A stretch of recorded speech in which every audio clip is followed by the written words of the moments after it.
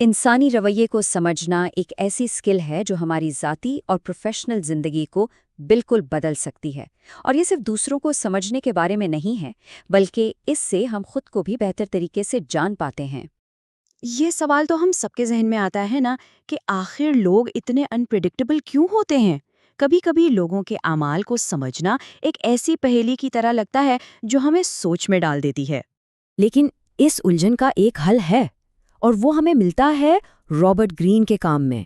तो आइए उनके बताए हुए फ्रेमवर्क को इस्तेमाल करते हुए इंसानी फितरत की गहराइयों में उतरते हैं।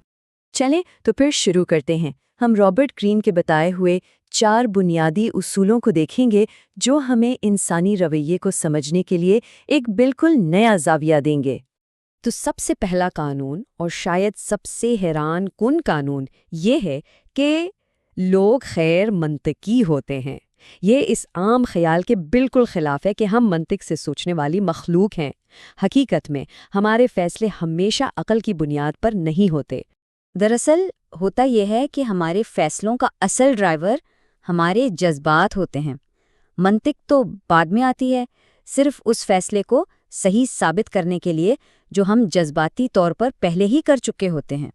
तो बात सीधी सी है, फैसले पहले महसूस किए जाते हैं और बाद में उनकी मंतकी वजाहत की जाती है।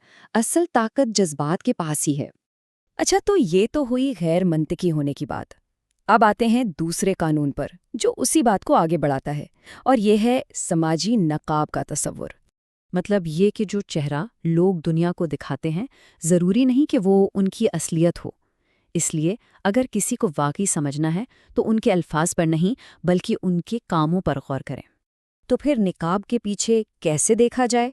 इसका जवाब है वक्त। किसी भी शख्स के आमाल को तवील अरसे तक देखें, क्योंकि वक्त के साथ उनके अमल से एक ऐसा पैटर्न बनता है जो किसी भी लफ्ज़ से ज़्यादा सच्चा होता है। चलें, अब बात करते हैं एक ऐसे इंसानी जज्बे की जो बहुत ताकतवर है लेकिन अक्सर नज़रों से ओझल रहता है, और वो है हसद। ये एक बहुत ही गहरी समाजी हकीकत है। हसद अक्सर तारीफों के पीछे छुप जाता है। लोग शायद कभी खुलकर हसद का इजहार ना करें, लेकिन उनके आमाल उनके असल जज्बात को जाहिर कर देते हैं। और अब इस हिस्से का आखिरी कानून, जो इंसानी मुहर्रिकात के बारे में एक बहुत ही अमली और शायद सुनने में थोड़ी कड़वी सच्चाई को बयान करता है। ताकतवर होने के लिए कुछ भी काफ़ी नहीं है।